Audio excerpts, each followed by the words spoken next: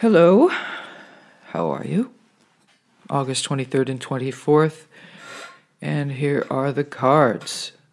They are the Ten of Swords, the Page of Swords, and Judgment. You've been served. That's a hell of a job being a process server.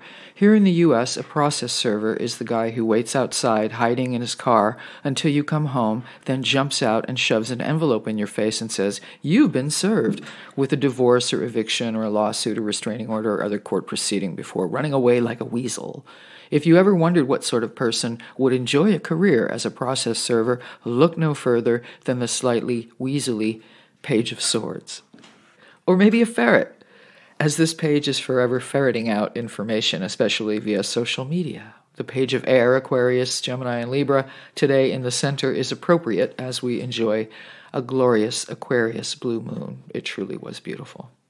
If we must draw the dramatic, bloody card of betrayal and bottoming out, the Ten of Swords, it's in the best place it can be, which is in the past. A very strange thing is that I've actually been looking forward to seeing this card of painful endings, as it is playfully illustrated in the Modern Witch Tarot by Lisa Sturl in a spread. And for the first time I noticed that there are two versions of this card in the deck for some reason.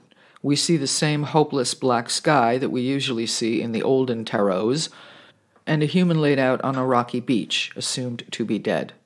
Number 10 is the end. Fini.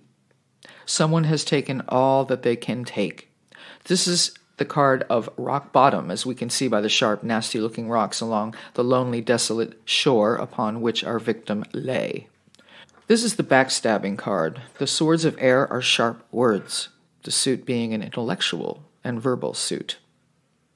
Energy vampires abound. The Modern Witch version has our human laying on the cold, rocky shore in a pink blouse and blue skirt. Rather than the pools of red blood we see on the olden cards, we see what seem to be streams of blue water, representing the life force in the tarot, draining out from under and away from our victim.